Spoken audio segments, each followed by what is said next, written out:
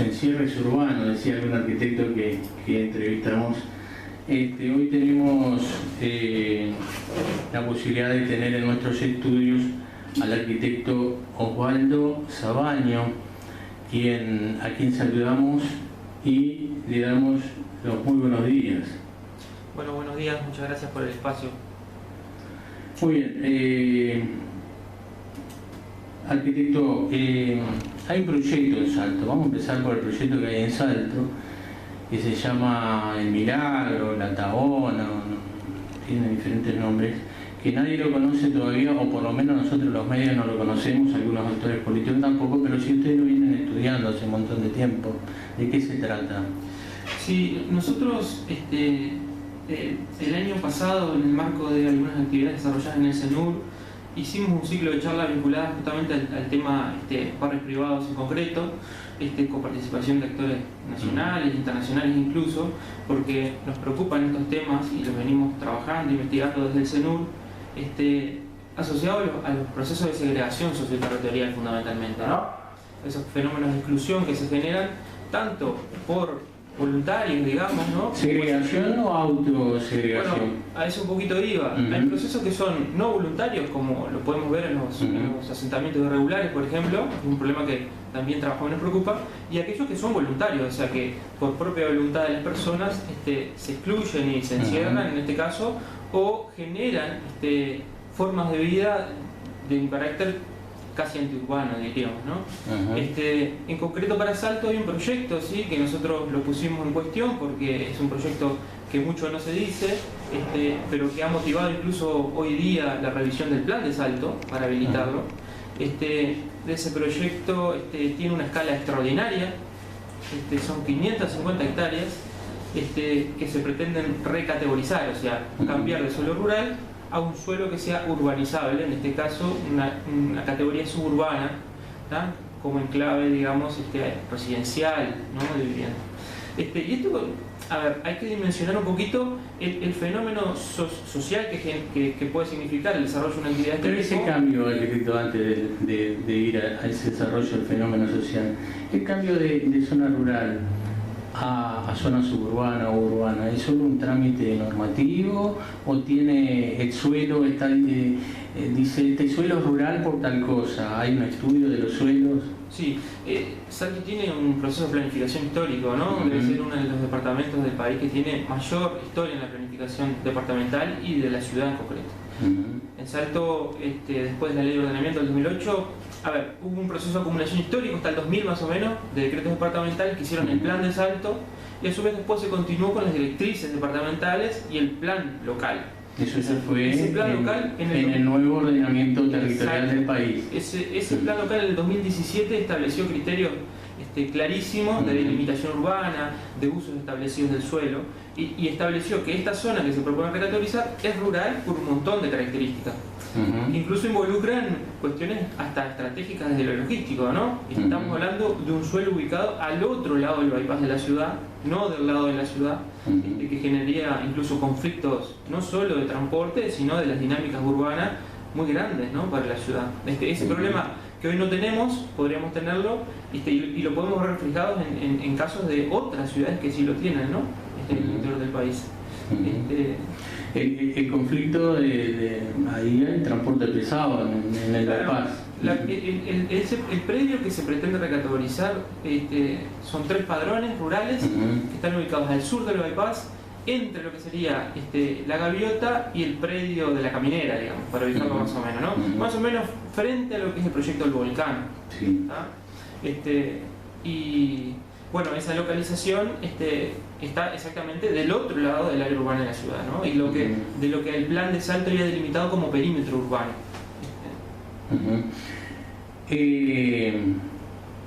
O sea, la normativa dice que es zona urbana. Va a la Junta vota, una mayoría especial, y ya se puede ejecutar el proyecto. A ver, la ley de ordenamiento establece una serie de procesos que generan garantías. Que desestimula este tipo de construcciones, creo. Sí, en primer lugar la desestimula, pero aparte el proceso de revisión del plano, de elaboración del plan, está muy reglado, muy regulado, un proceso bastante complejo que lo que busca es generar garantías ambientales y de participación social, ¿no? O sea que, y eso es un tema que a nosotros nos preocupa en particular. La construcción de la planificación de nuestro territorio, de nuestra ciudad, tiene que ser abierta a la participación social. Este proyecto supuestamente está en estudio, digamos, ya hace un tiempo largo. Sin embargo, la puesta del manifiesto del plan, o sea, se dio a conocer públicamente la revisión del plan para habilitar este proyecto recién el 29 de diciembre del año pasado, ¿no? Y eso habilitó 30 días para poder expedirse, o sea que no hemos participado casi del proceso de análisis y de revisión de la propuesta, ¿no? Y lo que significa.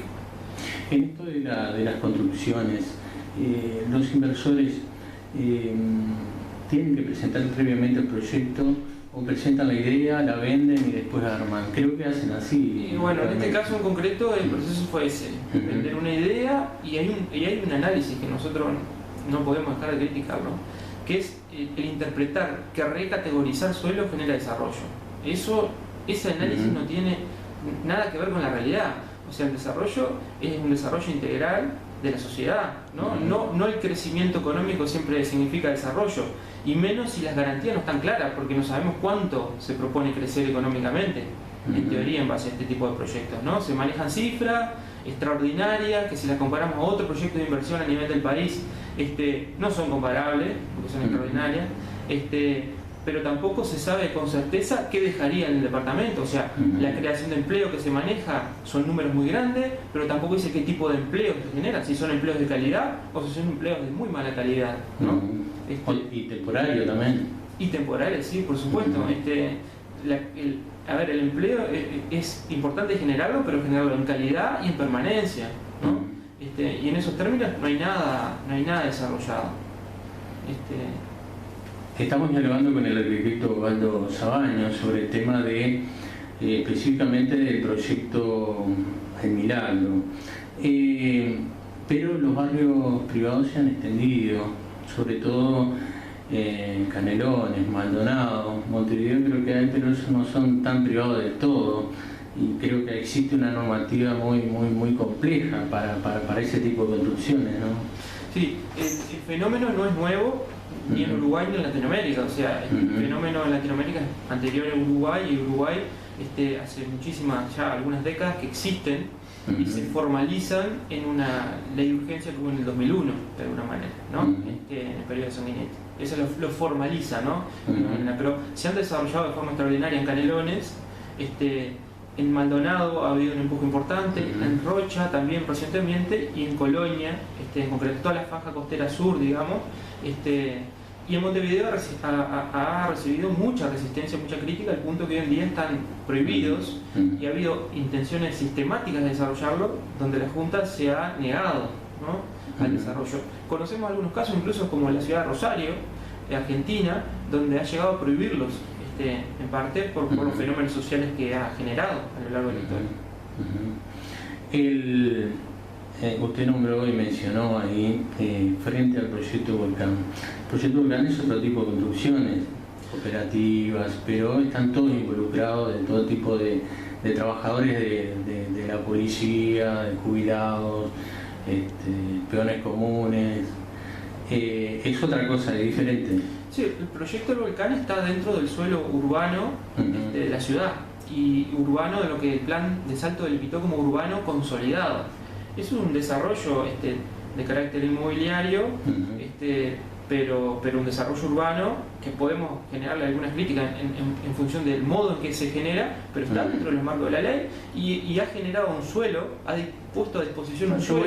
Porque es privado también, inversión privada. Sí, pero ha puesto a disposición un suelo para un sector de vivienda social interesante, ¿no? Eso es interesante destacarlo. Pero ese suelo tuvo que tener saneamiento. Exacto, el promotor del desarrollo ha tenido que invertir en ese suelo para generar las infraestructuras necesarias. Por eso lo otro tiene que traerle los servicios. ¿Cómo va a ser? Lo otro no se sabe bien cómo va a ser, porque depende, por lo general, el formato en que se propone lo otro es un formato de clúster, ¿no? Donde se dice que se va a desarrollar servicio vinculado al turismo, a la educación, residencia, y en función de los documentos que hay disponibles, lo que se propone es el desarrollo en formato de urbanizaciones en propiedad horizontal, que es la forma que se desarrolla en los barrios privados, digamos, ¿no? Entonces la infraestructura, de la infraestructura propia debería cargar a su costo, pero después eso se enchufa desde el punto de vista urbano al conjunto de servicios de la sociedad y genera impactos a nivel social y urbano, por ejemplo de movilidad extraordinaria, ¿no? Tanto de las personas que residen como de las personas que se vinculan de alguna manera a eso, laboral, ¿no? Esos tipos de emprendimientos por lo general generan un impacto inicial importante desde el punto de vista de construcción, importante podríamos decir, ¿sí? Relativamente importante, y después generan empleo de carácter de servicio, de mantenimiento, de limpieza, no genera otra cosa que eso. Y desde el punto de vista paisajístico, de atrás del muro.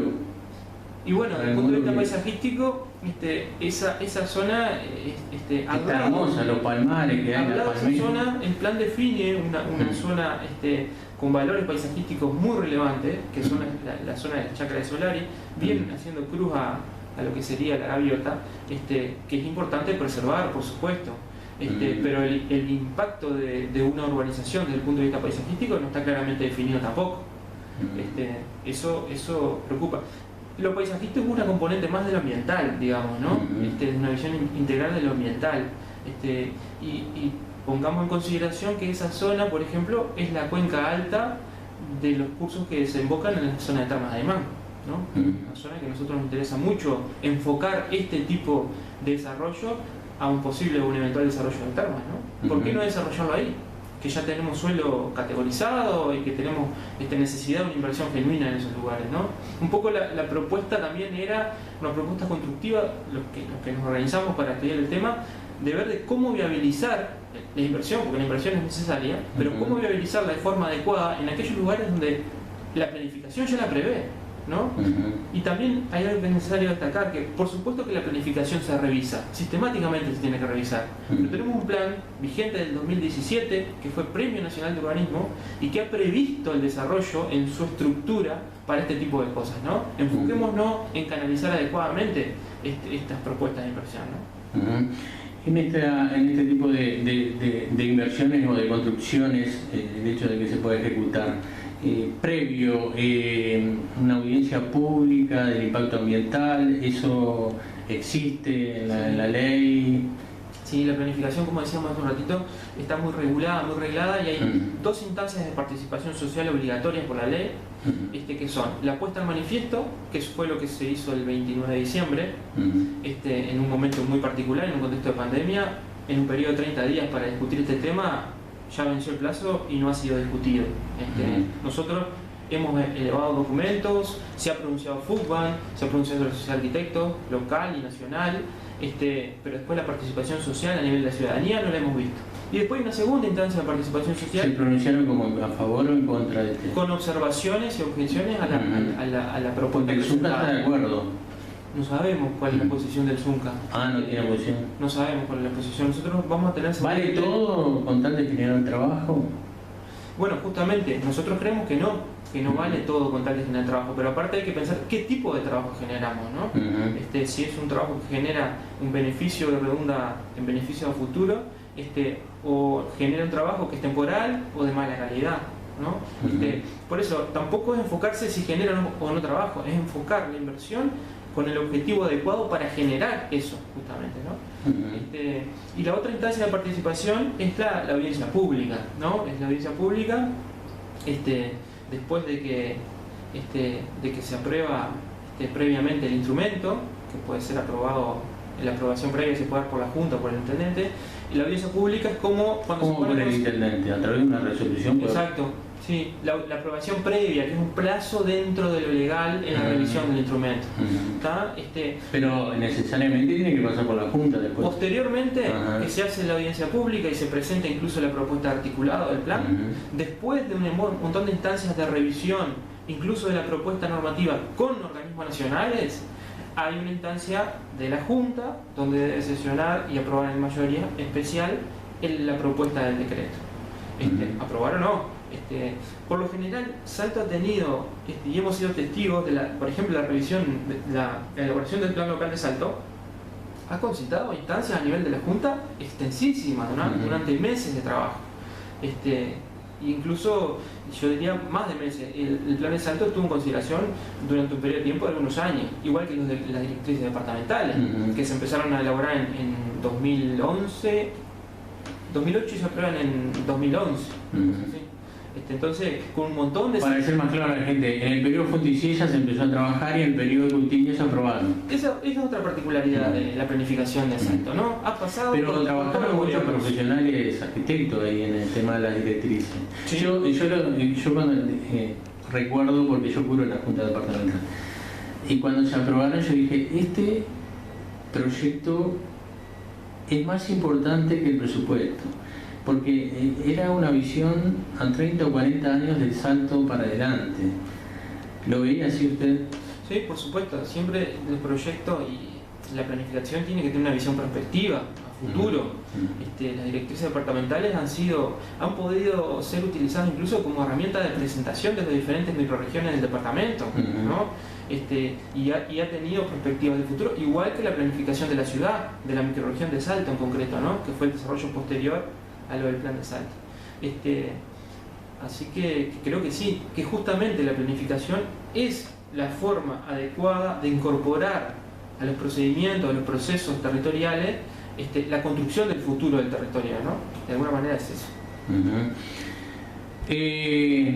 Hablando del tema barrio privado y la experiencia en Uruguay con la región, ¿es buena la experiencia? ¿Qué tipo de experiencia?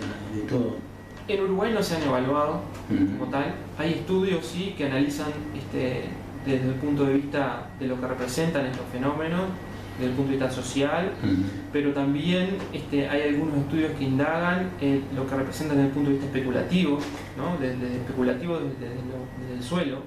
Estamos hablando, por ejemplo, en el caso de Salto, en un proceso de recategorización, de pasar de urbano a suburbano, de rural, perdón, a suburbano urbano, en un incremento de valor de su suelo del entorno de 10 veces, ¿no? O sea que si una hectárea vale X, vale 10 veces lo que ese valor inicial, ¿no? Entonces, esos procesos especulativos, por un lado sí son analizados, por otro lado hay nuevos estudios que indagan, pero no hemos visto resultados todavía desde el punto de vista social en el Uruguay, sí en la región.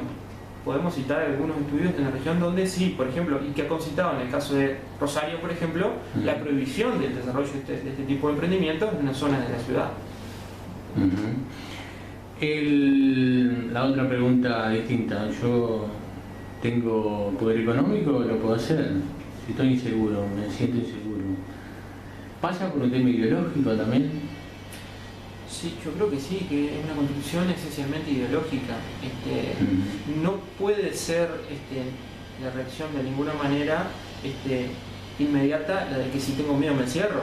Yo tengo que, al contrario, si tengo un problema que está asociado a la seguridad, ver de qué manera integrarme socialmente y resolverlo, ¿no? No puedo excluirme, pero digo, a la escala hogareña o a la escala urbanística territorial, ¿no? Tiene que haber, por ejemplo, por eso nosotros centramos el ciclo de charlas en el derecho a la ciudad, ¿no? Un concepto acuñado en la década del 70, pero fines de la década del 60, perdón, pero que tiene permanencia y vigencia absoluta, ¿no? La construcción de la ciudadanía desde el punto de vista de sus derechos, y la ciudad desde el punto de vista de lo que los ciudadanos pretenden de ella, no de la acción concreta de un especulador o de un proceso de regulación, ¿no? Por sí mismo. Los valores o el valor de los inmuebles en la zona del barrio privado, ¿aumenta también? Bueno, esa es una de las cosas que hay que analizar. ¿Por qué solamente 3 padrones justamente en ese lugar y qué genera como impacto en su entorno, ¿no? Porque vamos a tener una zona en formato de clúster, o sea, en formato cerrado, donde inmediatamente en su entorno hay una infraestructura de carácter rural todavía, ¿no? Con actividades de tipo productiva. Entonces, desde el punto de vista de la categoría de suelo, no debería, pero desde el punto de vista de las dinámicas del suelo, sí. La otra pregunta que nos hacemos es qué pasa con aquellas zonas de la ciudad que hoy en día ya están habilitadas para urbanizar y que esto incrementaría en el área urbana de la ciudad un 20% del área urbana, urbana consolidada, ¿no? Entonces hay una lógica de mercado incluso que no ha sido puesta en consideración, el mercado de suelo, ¿no? Hay muchos desarrolladores locales que tienen sus activos en suelo urbano de competencia con un nuevo actor que no estaba previsto y que aparte se le da en monopolio 550 hectáreas, ¿no? 570 casi. En todos estos procesos que tienen que darse, todas estas etapas que no se dieron, que se tienen que dar, aquellas observaciones que hay de personas y técnicos que están en el tema, y los plazos, seguramente no es la pregunta para usted, pero será global. Si quieren responder, los plazos de los actores políticos, le están diciendo a la gente que va a haber trabajo, que va a haber mucho trabajo, y eso no es así. Falta un proceso, junta departamental, audiencia pública, presentación del proyecto, es mucho tiempo. Sí, aparte estos procesos no son espontáneos, ¿no? No es de un día para el otro que se recibe la inversión y espontáneamente genera ganancia, ¿no? En el nivel territorial. Acá hay plazos para modificar un plan, están algunos establecidos por ley y otros dependen de la gestión a nivel institucional. Esos plazos no están regulados, pero a su vez después, si eventualmente se hiciera, habría que ver de qué manera, en qué condiciones se hace, en cuánto tiempo pretende este promotor desarrollar el proyecto, lo que se genera como plusvalía, como ganancia, que es un tema que nosotros hacemos mucho hincapié en eso, cómo se invierte en la ciudad. Salto no tiene desarrollada la herramienta del Fondo de Gestión Territorial ni de la cartera de tierras como herramienta definida por la ley, entonces no se sabe dónde van a parar esos fondos, que se integren, que se reintegren, no se sabe cuántos son, pero no saben a dónde vienen a parar. El tributo, no hay normativa acerca de eso. Bueno, en particular, por ejemplo, con el tema de los tributos suburbanos que tributaría el grupo, nos enteramos que el grupo inversor pidió postergarlo al finalizar la autorización final de los permisos, o sea, que podría postergarse hasta 20 años o lo que lleve la inversión, digamos, ¿no? Entonces tampoco le ingresaría a la Intendencia tributos vinculados a la construcción suburbana, por ejemplo, ¿no? Eso fue por lo menos lo que entendimos, lo que supimos que pidió. No sabemos si hay voluntad de acceder a ese tipo de... No sabemos bien cuál es la voluntad de negociación, pero aparte específicamente, concretamente, y acá hay que establecer reglas de juego claras para la sociedad y para el promotor, de cuáles van a ser los costos, los reintegros, ¿no? Las valorizaciones que se generan en este proyecto. No hay información todavía de ese tipo. Más los números que vemos a nivel de la prensa, ¿no? Más allá de esos números que vemos a nivel de la prensa. Está bien, arquitecto Osvaldo Sabaño, agradecerle enormemente por haber venido y conversado con nosotros, que en definitiva es con la gente y con la audiencia, para que sepa de este tema que está discutido a nivel político en este momento. Sí, bueno, nosotros agradecemos el espacio, siempre es importante contar con estos espacios para vertir opiniones. Le vuelvo a decir, hay un grupo de gente, un colectivo de gente de la universidad, pero vinculado a organizaciones sociales y algunos actores independientes de la sociedad que están realmente preocupados por esto y que quieren hacer oír su voz y poner en cuestión, por lo menos en discusión y en debate, estos temas. Eso es esencialmente. Así que agradecemos enormemente el espacio y gracias a ustedes.